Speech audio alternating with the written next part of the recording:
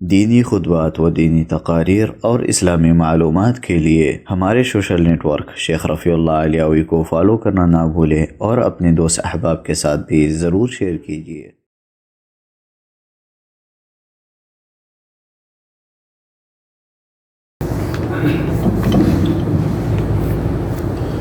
إن الحمد لله نحمده ونستعينه ونستغفره ونعوذ بالله من شرور أنفسنا ومن سيئات أعمالنا من يهده الله فلا مضل له ومن يضلل فلا هادي له وأشهد أن لا إله إلا الله وحده لا شريك له وأشهد أن محمدا عبده ورسوله أما بعد فإن خير الحديث كتاب الله وخير الهدي هدي محمد صلى الله عليه وسلم وشر الأمور محدثاتها وكل محدثة بدعة وكل بدعة ضلالة وكل ضلالة في النار أعوذ بالله من الشيطان الرجيم بسم الله الرحمن الرحيم وما خلقت الجن والإنس إلا ليعبدون وقال النبي صلى الله عليه وسلم من صام رمضان ثم أتبعه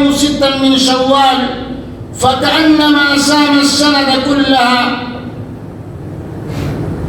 اللهم صل على محمد وعلى آل محمد كما صليت على إبراهيم وعلى آل إبراهيم إنك حميد مجيد اللهم بارك على محمد وعلى آل محمد كما باركت على إبراهيم وعلى آل إبراهيم إنك حميد مجيد معزز سامعین کرام، حاضرین جمعہ، آج بتاریخ 9 شوال المکرم 1442 ہجری مطابق 21 مئی سن 2021 عیسوی کے اس خطبہ جمعہ میں میرا عنوان ہے رمضان کے بعد ہماری عملی زندگی۔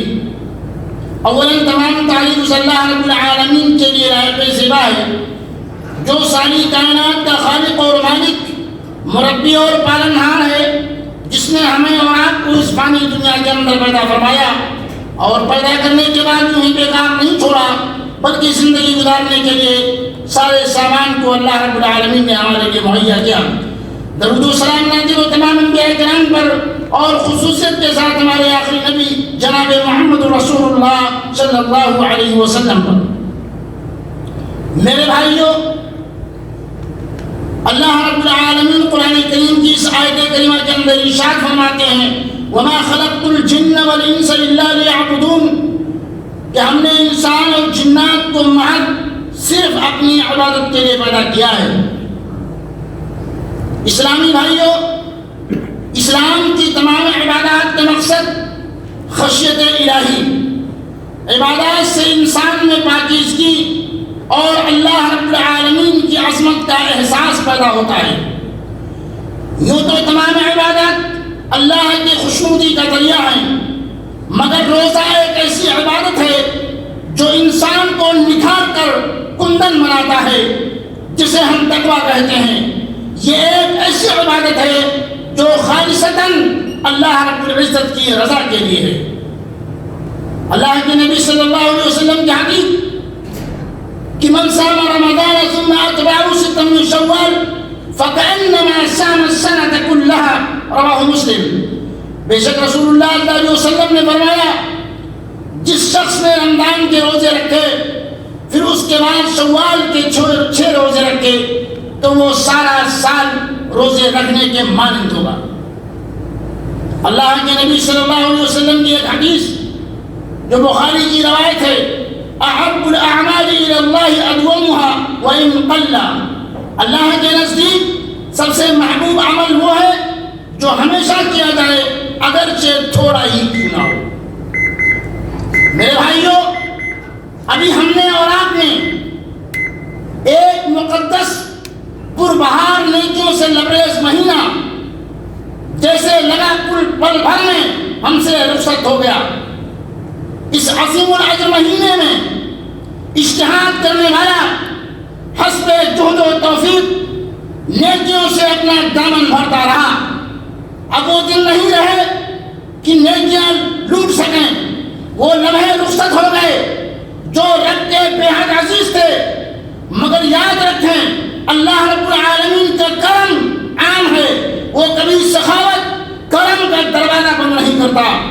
مانگنے والے ہمیشہ پاتے رہیں گے, التجا کرنے والے سدا امید بڑا ہوتے رہیں گے. یہاں ہمیں سوچنا یہ ہے کہ جب واقعی رب کریم ہے, اس کا کرم عام ہے, اس پر ہمارا ایمان ہے, تو پھر اس کے فیض عام سے کیسے ہمیشہ لطف اندوز ہوا جائے. ہم اگر اپنے رمضان کا جائزہ لیں تو ہمیں نظر آئے گا کہ ہم روزے اور اس کی مقبولیت کے عمل سے بہت دور رہے. ہم نے دیکھا کہ ابتدائے رمضان میں, رمضان کی حالت میں مساجد بھی بھری نظر آئیں, نوافل کی ادائی اور تلاوت کلام پاک بڑے جوش و خروش سے ہوتی دکھائی دی. مگر وقت گزرنے کے ساتھ ساتھ دلچسپی کم ہوتی چلی گئی اور جوش مات پڑتا گیا. رمضان کے بعد پنجگانہ نمازوں میں بھی نمازیوں کی تعداد گھٹتی چلی گئی. ہمیں یاد ہے میرے بھائیوں, رمضان کی حالت میں وہ نمازی ہمارے قرب و جواری کے تھے, کسی دوسرے محلے سے آ کر کے ہماری مسجدوں کو آباد نہیں کرتے تھے. رمضان کے ختم ہوتے ہی آخر وہ نمازی کہاں چلے گئے؟ کیا اللہ رب العالمین نے نماز صرف رمضان میں فرض کیا؟ میرے بھائیوں, اگر آپ یہ رمضانی مسلمان ہیں تو یہ آپ کی خام خیالی ہے, یہ آپ کی بہت بڑی غلطی ہے, یہ آپ کی بہت بڑی بھول ہے. بلکہ سال کے 11 مہینے, سال کے 12 مہینے اللہ رب العالمین نے نماز فرض کی ہے. جان بوجھ کر نماز چھوڑنے والا کافر ہو جاتا ہے. من ترک الصلاۃ متعمدا فقد کفر, جان بوجھ کر نماز چھوڑنے والا کافر ہو جاتا ہے. رمضان میں کسی دوسرے محلے سے نمازی مسجد میں نہیں آتے تھے, یہیں سے آتے تھے. کہاں چلے گئے؟ فجر, ظہر, عصر, مغرب, عشاء, کہاں گئے وہ نمازی؟ میرے بھائیوں, ہمیں یاد ہے کہ استقبال رمضان کے لیے ہم نے ایک بہترین لاہ عمل مرتب کیا تھا. وہی لاہ عمل بعد رمضان بھی مرتب کرنے کی ضرورت ہے. وہی لاہ عمل, وہی ڈسپلن, وہی نظم, وہی سب ہمیں رمضان کے بعد بھی مرتب کرنے کی ضرورت ہے, تاکہ زندگی کے اوقات آئین اسلام کے مطابق گزرتے رہیں. دراصل زندگی میں وہی لوگ ناکام ہوتے ہیں جن کا کوئی لاہ عمل نہیں ہوتا ہے. اسلام کا آئین ہمیں صبح سے لے کر شام تک, رات سے لے کر دن تک 24 گھنٹے کا ایک دستور دیتا ہے, جس کے مطابق بندہ صبح صادق میں بیدار ہو کر رب کی بندگی و ذکر کر کے توکل اعتماد کے ساتھ کسب معاش کے لیے اللہ کی زمین میں پھیل جاتا ہے. پھر مقدر کی روزی لے کر واپس ہوا کرتا ہے. سونے سے پہلے بھی رب کی بندگی بجا لاتا ہے اور اٹھ کر بھی پہلے رب کی بندگی کرتا ہے, پھر زندگی کے لیے سوچتا ہے. پہلے رب کی بندگی کرتا ہے, پھر اپنی زندگی کے لیے سوچتا ہے. یہ شب و روز, یہ اسلامی طرز زندگی انسان کو رب کی رضامندی کے ساتھ دنیا کی خیر و بھلائی سے بھی پوری طرف لطف اندوز ہونے کا موقع میسر کرتا ہے. رمضان ہمارے لیے الہی, رمضان ہمارے لیے انعام الہی بن کر آیا تھا. وہ اب دوبارہ نصیب ہو پائے گا نہیں, یہ رب کی توفیق پر منحصر ہے. انشاءاللہ اگر ہماری اور آپ کی زندگی سلامت رہی تو انشاءاللہ آئندہ بھی ہماری زندگی میں رمضان آئے گا. لیکن رب کے فرمان میں لکھا ہے اس کی نعمت ملنے پر شکر گزاری سے وہ نعمت دوبارہ مل سکتی ہے.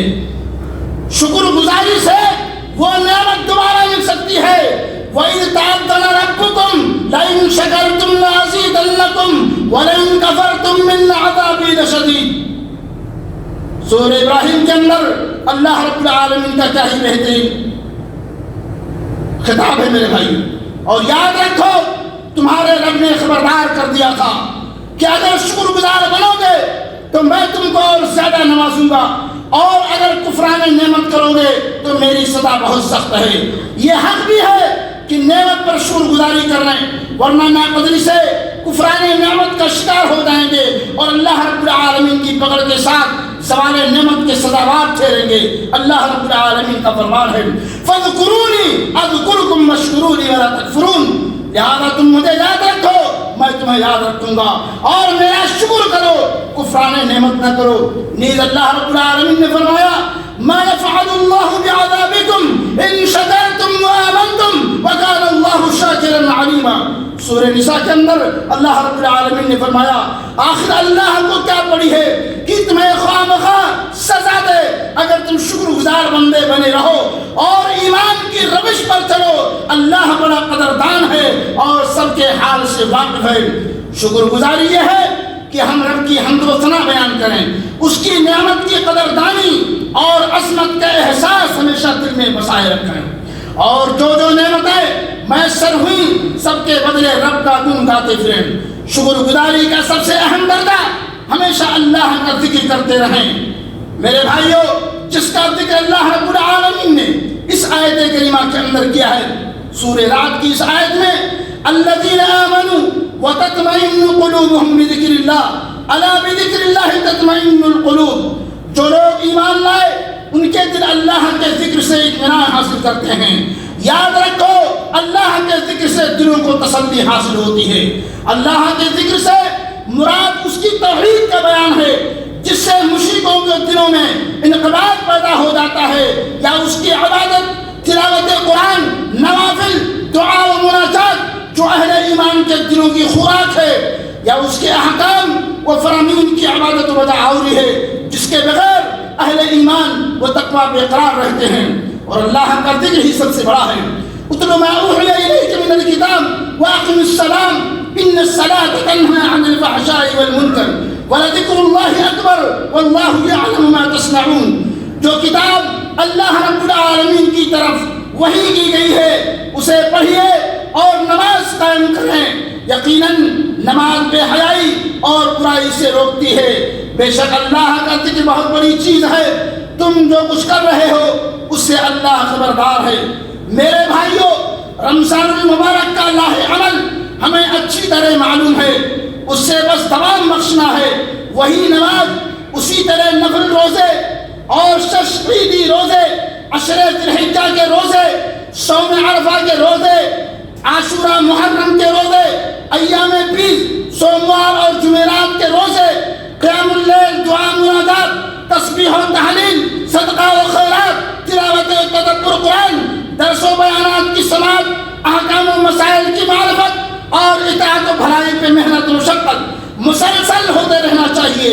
جس طریقے سے ہم نے رمضان کے اندر یہ ساری چیزیں روٹین بنا کر کے کی ہیں, ایسے ہی سال کے 11 مہینے بھی رہنا چاہیے. ان چیزوں پر جم جانے اور تسلسل کے ساتھ قائم رہنے کا نام استقامت ہے. اپنے لاہ عمل میں استقامت لے آئیں گے تو رمضان کے فیوز و برکات سال بھر ملتے رہیں گے. استقامت ہی ایمان والوں سے مطلوب ہے. اللہ جل جلالہ کا فرمان ہے فاستقم کما امرت. بس اے محمد صلی اللہ علیہ وسلم, تم اور تمہارے وہ ساتھی جو کفر و بغاوت سے ایمان و طاعت کی طرف پلٹ آئے ہیں, ٹھیک راہ راست پر ثابت قدم رہو. دوسری جگہ اللہ رب العالمین کا ارشاد ہے فاستقیموا الیہ واستغفروہ. تم سیدھے اسی کا رخ اختیار کرو اور اسی سے استغفار کرو. فاستقیموا الیہ واستغفروہ, تم سیدھے اسی کا رخ اختیار کرو اور اسی سے استغفار کرو. اس وقت زمانہ نہایت ہی پرفتن, ایمان والوں کو اپنا ایمان بچانا اور سنت کے مطابق زندگی گزارنا میرے بھائی بہت دشوار ہو گیا ہے. صبح میں مومن, شام میں کافر, ایسا منظر برپا ہو گیا ہے میرے بھائیوں. حضرت ابو ہریرہ رضی اللہ تعالیٰ عنہ روایت کرتے ہیں, نبی کریم صلی اللہ علیہ وسلم کا فرمان ہے بادروا بالاعمال فتنا كقطع الليل المظلم يصبح الرجل فيما مؤمنا ويمسي كافرا او يمسي مؤمنا ويصبح كافرا يبيع دينه بعرض من الدنيا. رواه مسلم. نیک اعمال کرنے میں جلدی کیا کرو, فتنے رات کی تہ در تہ تاریکی کی طرف مٹتے چلے آئیں گے. کئی مومن بھی صبح کے وقت ایمان کی حالت میں ہوں گے اور شام کفر کے عالم میں کریں گے. دنیا کی حقیر متاع کے لیے دین کا سودا کر لیں گے. ایسے حالات میں دین پہ استقامت ہی ہمارا ایمان کو شر و فساد اور فتنہ و زمانہ سے محفوظ کر سکتا ہے میرے بھائیوں. نبی صلی اللہ علیہ وسلم کا فرمان یاد آ رہا ہے میرے بھائیوں. عن سفیان بن عبد الله رضی اللہ عنہ قال قلت یا رسول اللہ قل لی فی الاسلام قولا لا أسأل عنه أحدا غيرك قال قلت آمنت بالله ثم استقم.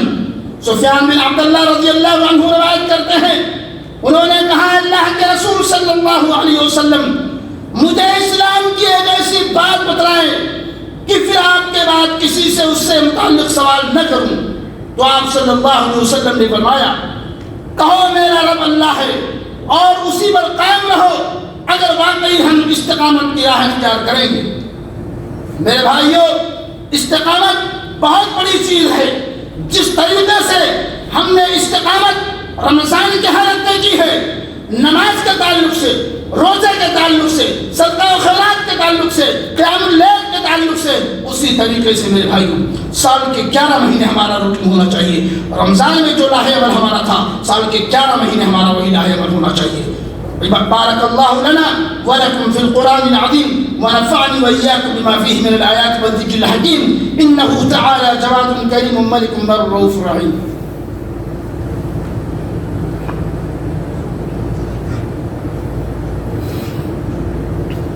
الحمد لله على إحساني والشكر له على توفيقي وامتناني وأشهد أن لا إله إلا الله وحده لا شريك له تعظيما لشانه وأشهد أن محمدا عبده ورسوله. أما بعد، اللہ رب العالمین سورہ فصلت کے اندر ارشاد فرماتے ہیں ان الذين قالوا ربنا الله ثم استقاموا تتنزل عليهم الملائكة ألا تخافوا ولا تحزنوا وأبشروا بالجنة التي كنتم توعدون. واقعی جن لوگوں نے کہا کہ ہمارا پروردگار اللہ ہے، پھر اسی پر قائم رہے، ان کے پاس فرشتے یہ کہتے ہوئے آتے ہیں کہ تم کچھ بھی اندیشہ اور غم نہ کرو، بلکہ اس جنت کی بشارت سن لو جس کا تمہیں وعدہ دیا گیا ہے. جس جنت کے بارے میں اللہ رب العالمین نے تم سے وعدہ کیا ہے، اس کی بشارت سن لو. استقامت سے ہمیں خود بخود برائی سے چھٹکارا ملے گا، شیطان ہم سے دور بھاگے گا، کبھی اس کے بہکاوے کا شکار نہیں ہوں گے. اوصاف رذیلہ، غیبت، دھوکہ، عیاری، بدقماشی، بے ایمانی سے نجات ملے گی. ظلم و بغاوت سے دل میں تنفر پیدا ہوگا. میرے بھائیوں، کہنے کا مطلب یہ ہے کہ ہمیں اور آپ کو چاہیے کہ جس طریقے سے ہم نے رمضان کے مہینے کے اندر ہم نے عبادتیں کی ہیں اور جس طریقے سے رمضان کے عالم میں ہمارا جو روٹین عبادت کا تھا وہی رہنا چاہیے. نہ کہ صرف رمضانی مسلمان کہے جائیں، صرف رمضان آیا نماز پڑھ لیے، ایک مہینے کے لیے مسلمان ہو گئے. یہ میرے بھائیوں بہت بڑی غلطی ہے. اگر ہماری سوچ کے اندر یہ ہے کہ ہم نے رمضان میں نماز پڑھ لیے، سال کے 11 مہینے چھٹی ہے، میرے بھائیوں یہ مسلمان نہیں میرے بھائیوں. اللہ کے نبی صلی اللہ علیہ وسلم کی حدیث ہے کہ احب الاعمال الی اللہ ادومها وان قل. اللہ کے نزدیک سب سے محبوب عمل وہ ہے جو ہمیشہ کیا جائے اگرچہ تھوڑا ہی کیوں نہ ہو. تسلسل کے ساتھ اس عمل کو کرنا چاہیے. اللہ تعالیٰ سے دعا ہے کہ اللہ رب العالمین جس طریقے سے ہم نے رمضان میں عبادت کی ہے، اللہ تعالیٰ ویسے ہمیں سال کے 11 مہینے عبادت کرنے کی توفیق عطا فرمائے.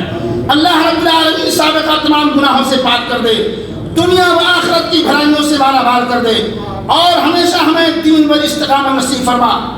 میرے بھائیوں، اللہ رب العالمین کے فرمان کے مطابق اور نبی صلی اللہ علیہ وسلم کے کہنے کے مطابق اگر ہماری عملی زندگی ہے تو دنیا کے اندر بھی بھلائی ہے اور آخرت کے اندر بھی بھلائی ہے. اللہم انصر الاسلام والمسلمین والف بین قلوبہم واصلح ذات بینہم وانصرہم علی عدوک وعدوہم.